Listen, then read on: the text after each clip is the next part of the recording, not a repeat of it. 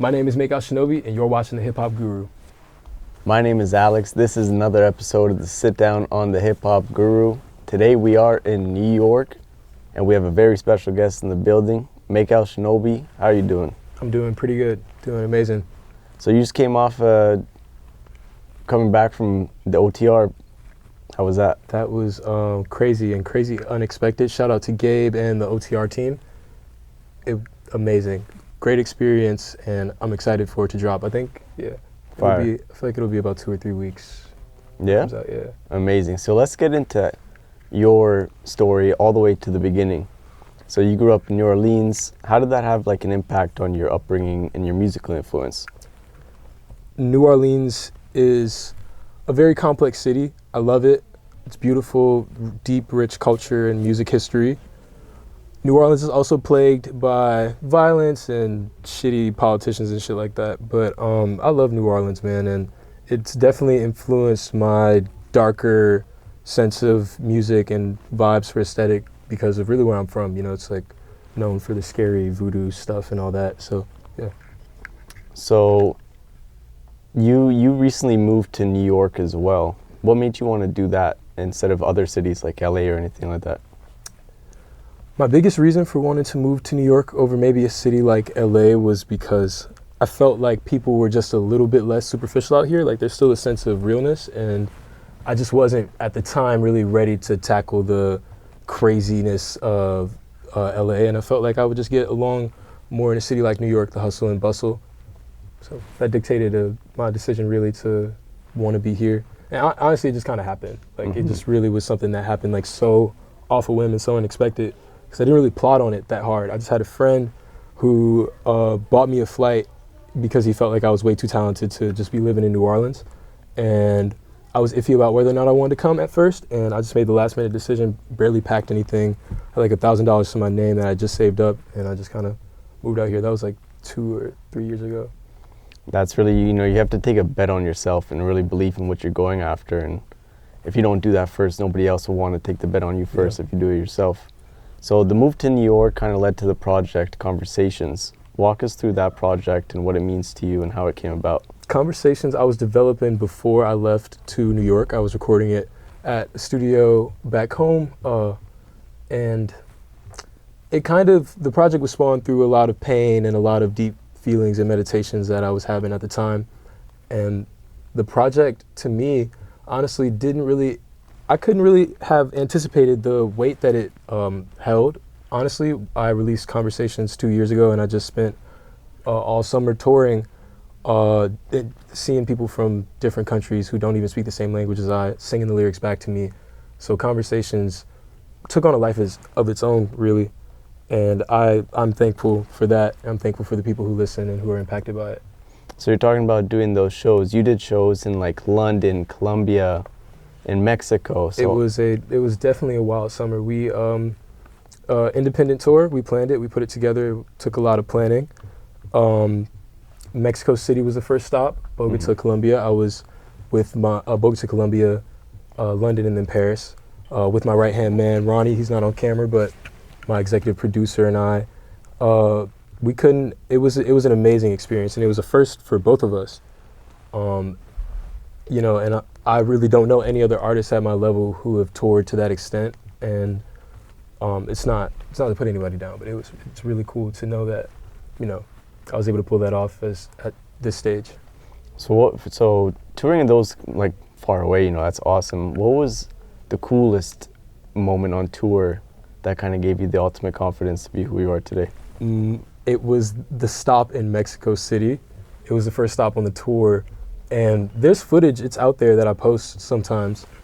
I had never experienced this before. I stretched my hands out into the crowd, and everyone stretched their hands back to me, and I could like feel how much they wanted to touch my hand. And I was like so moved by that entire experience. The footage is insane. I did Conversations like 4 or 5 times that night, and wow, very, very moving experience. And it was the first stop on the tour, so it definitely gave me and my team the confidence to know that it was the right decision, even though it was, risky for an independent artist to try to tour to that extent. No, that's cool, man. That's honestly because people only dream of that, and you've already done it. So, huge congratulations. The whole time for I you. was doing it, I felt like I was dreaming. Yeah. Yeah, I felt like I was just not even living in my body. Like I was just like on go the entire time. By the time it was over, it was almost like I blinked my eyes. We were like back in New York.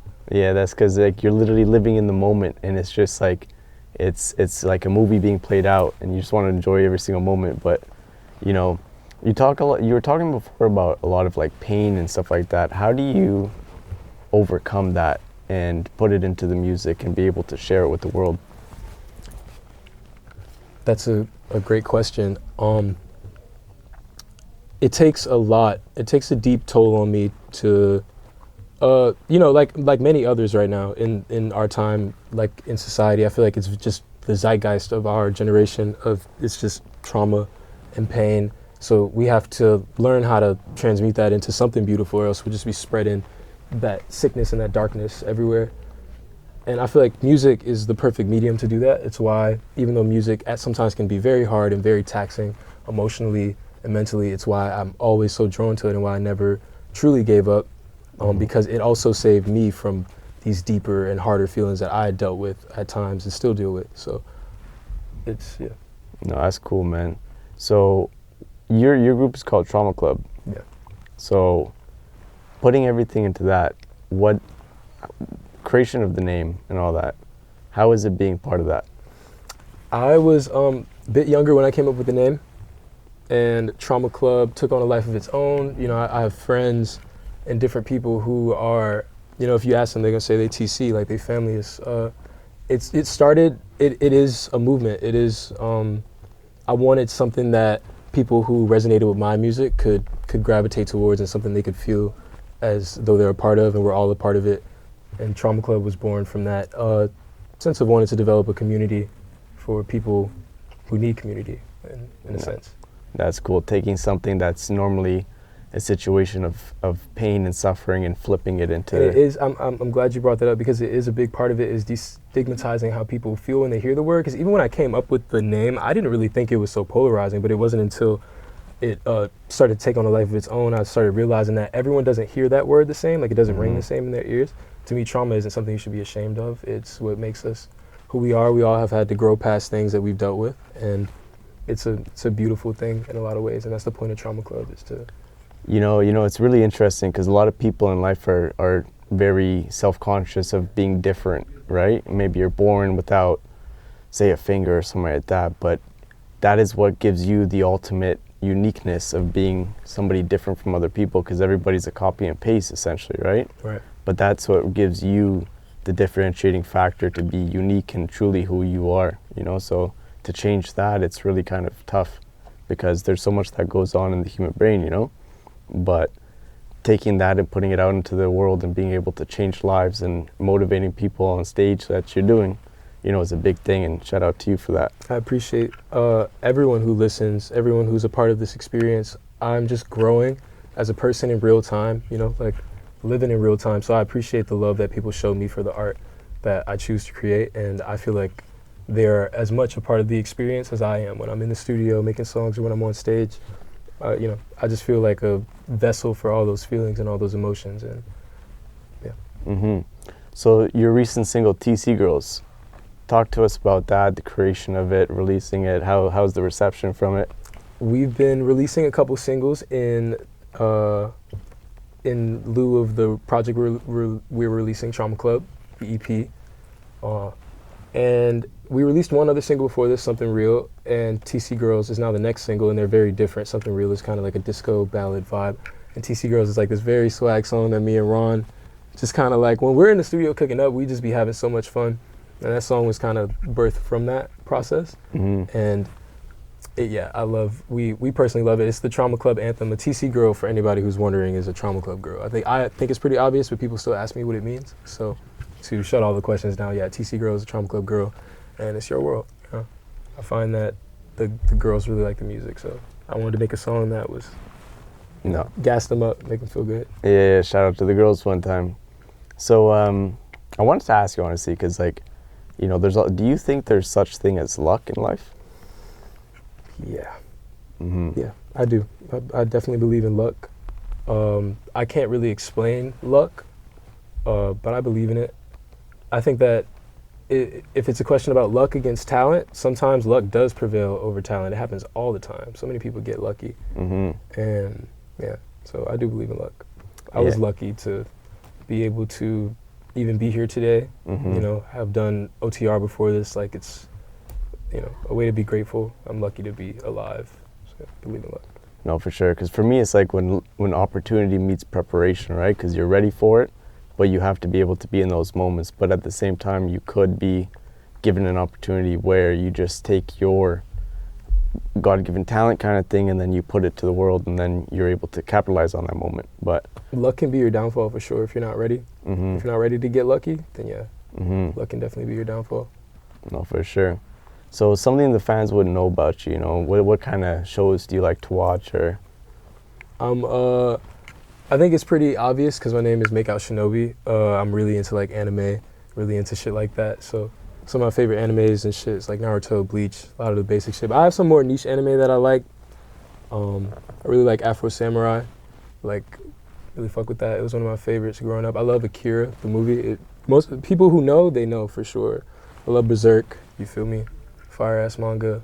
You know what I'm saying? Dragon Ball Z, of course. Classic, but that's like a like it's like you can't call that mainstream appeal. That's like a fucking classic. Like I even used to read the old Dragon Ball, the whole manga. I used to get it from the library when I was a kid. I was a big nerd, and I really like video games and shit. Like one of my favorites are Skyrim, fucking Elder Scrolls. That's like my shit. Like grew up playing that shit, and Fallout. Really like Fallout. I like a lot of like RPGs and shit. Yeah. So I guess what the fans wouldn't know is that like I'm a huge nerd. I just fucking like, yeah. What do you think is the most underrated anime or like game of all time? Underrated? It's hard for me to kind of, definitely some shit that came out on like the PS2 era. I feel like maybe it's easier for me to determine like a generation. Like that PS2 era is like a very, I think that's like the golden age of like gaming. A lot of really good shit came out during that time. We all grew up on that shit too. Like I like the PS5, I like that shit, but sometimes the graphics are like too good. I miss like. Plus, they don't have the same level of releases that those games on the PS2 had. There's something new every year. They don't even finish games anymore. They just literally release them. Like, they barely will finish the game, but at least back then they used to actually finish shit. Like the whole game would be done. There wasn't no DLC. This is all very heady nerd shit, but you feel it. Like shout out to GTA, but it's 10 years for a game, you know? Like by the time I don't even think we're getting GTA 6. The way the world is going, I don't think we get. It's like Dr. Dre's Detox, you know? It's just not gonna happen. I don't think it's happening. But I mean, I want to play it though. I mean, I do. I remember when GTA 5 came. When GTA 5 came out, and thinking to myself, "Damn, I hope I live to play GTA 6." Like, maybe I'm a little too like fucked up sometimes, but like, I feel like we all felt like that. If you really anticipated a game or a movie, it's like, dude, I hope like nothing happens to me, so I could like play this and watch this. No, for sure. See, that's the tough part too, because it's so hyped up and so anticipated that when you play it, you feel like it's gonna have to change your life compared to the last GTA one. 5 changed. I think look at they're still selling it after 10 years. That's the reason they didn't release another one. Product. I mean, I love video games. I do want to be in some video games. I want my music in video games. I want like that's like a big goal for me. Actually, funny enough, one of my goals is to get synced in GTA 6. I want like a song in GTA 6. Like that'd be cool, dude. I want that shit like more than anything. Like so we got to reach out to the team, but like I've been telling my team I want it bad. So that's my place that I want to operate. Like I even want sync placements in like an anime. Like I want to do like the intro to like anime shit. Yeah, that's like a big checklist on my shit. Like as an artist, like. Because I was gonna ask you like, what are your goals in the future? But that's really cool. Yeah. I really want. I love that shit, man. And I've always wanted to see my music as like the intro to anime. That'd be sick. Being in some video games or like having the music as like in the game or like on some commercials. That's like a big like goal of mine. That's my shit. Makeout Shinobi. Like I'm very like into like the idea of doing that. I even want to make my own anime one day. Yeah, that'd be sick. Yeah. Like take some time to meditate. I really want to meditate on it because if it's ass, they're gonna hate. They're gonna hate that shit. Like no, but you're gonna think it through and then be like, put it out. Give it some time. It's like a very long in the future, but I really want to do that. No, it would be sick. So tell us about your style, man. Fuck. The swag, it's just some Shinobi shit. It's just TRAUMACLUB bandages. It's just it's a little swag. Feel me? Nothing crazy though. It's very like just got off work vibes. Yeah. It's kind of the appeal. It was inspired by the movie Fight Club, kind of like Tyler Durden's character. Like if you know what I'm talking about. Like, he wears like leather jacket. Really crazy movie once you watch it, and then you see the different things within the development of the story, and then seeing at the end when it's him talking to himself kind We of can't thing. spoil it for the people who haven't seen it. That is If true. you haven't seen it at this time, it's kind of wild, but we still can't spoil it. That is true. That is Yeah. true. My Great bad. Movie. Great movie though. Great that's where movie. the swag. That's what inspired the swag. Absolutely. Yeah. Crazy movie, man. Literally, you have to watch it multiple times to actually get a true understanding Yeah, of it's it. a really like it's one of those movies you can just put on. It's like even if you've seen it, it's always like a good one. I feel like that about Scott Pilgrim. Mm-hmm. Kira, I really like. I said I already really like that. And I'm a big fan of horror movies. Yeah. Yeah, like really, really big fan of horror movies. There's a good horror movie on Tubi called Eden Lake. It's fucked up, but like, you know, I'll drop it for the people who are looking for something good on Tubi. If Yeah. you're one of those people. But I gotta look into that one now too. no, it's good. No, it's actually fire. It's Yeah? it was so good, bro. For Ah, no sick. reason, it was like so good. It was just like crazy. I really love like Cabin in the Woods. That's my shit. I really like Midsummer. I love A24. Mm-hmm. Like I love the films that they do. There's this really niche movie called Killing of a Sacred Deer. If you've seen that movie, you know it's like so creepy. I've not And seen then The House That Jack Built is another one that I really, really like. that. You'll have to send me those ones. Yeah, I'm dropping some real gems. I mean, people will see it like, I'm dropping some real gems. Those are some of my favorites. I really like those. No, that's sick. So like in an idea of like a movie, people have to watch it through. When people listen to your music, what do you want them to experience? I want them to experience, it's hard to say because every listener leaves with something different, obviously. My intention is to give people a world that they can go to when they don't want to really be here sometimes. I want people to like feel connected to those aesthetics and those tones that I push when I write these songs and write these lyrics. Yeah. Yeah, I just want to take them somewhere else, like just another place, because we all need somewhere else to go sometimes when life is like tough. So No, that's I want fire. people to experience different No, that's good. mind. I want to ask you too, when you hear the word iconic, what does it mean to you? To be an icon, you have to do things other people aren't willing to do. You have to take risks other people aren't willing to take. And you have to be ready for everyone to think that you're insane. And you have to be your biggest believer. You know, I What it like. means to me to be an icon, or what I hear when I think an icon, when I think of the icons of time, like Prince and Michael and all of them, the greats in different aspects. To be an icon is, I like that. I always say like you're only crazy until it works, then you're a genius. Yeah. Yeah. you're always crazy until it works. Exactly. But you have to be. It's part of it, because if you're not Absolutely. able to go through it for your beliefs, then you don't stand on them strong enough. So it's part of it.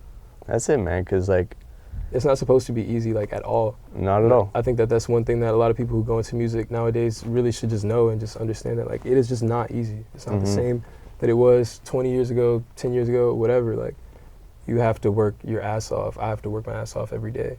And you know, some days I don't even have the energy to fucking do it, but I have a great team to Yeah. remind me to get the fuck up and do Keep what I on need to going. do. Yeah. It's like there's this one meme of a guy like digging through a cave and he's just going with this axe. And then there's like this And he big turns huge around diamond. and shit. Like and he said, the goes other back dude gets around. it. Like, yeah. But he's right there, you know? I know what But you're talking about. Yeah. Because there's always it's actually, they always make a more funny, more fucked up meme about it. And it'd be Yeah. like, it's so stupid. It'd be like the dude digging, it'd be like perks, and then the other dude gets him, I don't know. Oh, you they know, add to it. They add to it. the internet yeah. is fucking wild. Like, No, for real. So,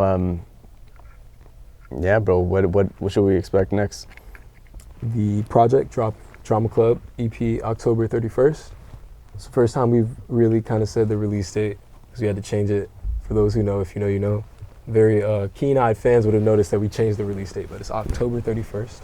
We'll be releasing the TRAUMACLUB EP. Our first big concert in New York, we've been holding off on doing one, but sooner or later, I just really, really, really want people to want it. I wanted to give people a real reason to want to come, so I toured everywhere except New York, because I really, really wanted people to really want the show. So expect that, and expect dope music, dope art, and a beautiful journey. And I'm so thankful for everybody who's a part of it. Shout so out to thankful, this because it's bigger than me. It's much, much bigger than me. Absolutely. Much, much bigger than me. So I want to add, like, your message to the world for people that are going through a tough time. What would you say to them? I would say that it's hard. It's hard for everyone. And I hope you find the strength to continue, because you should continue. You deserve to be here. You deserve every ounce of life that there is to offer, even at times when you feel like you don't. You do. You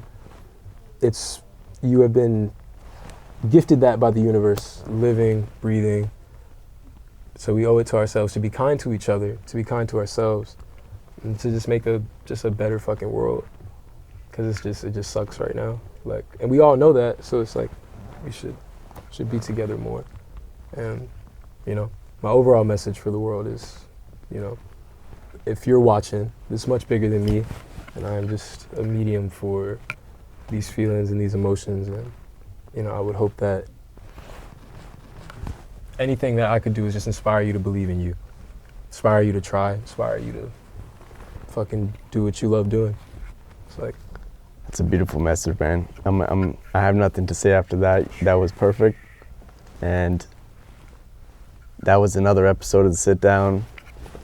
Thank you, dog, for your time. Thank you for fucking having me. It's been an amazing experience. Makeout Shinobi, TC, The Sit Down, The Guru. Easy. Look forward to seeing you guys again. You already know. Whenever that is.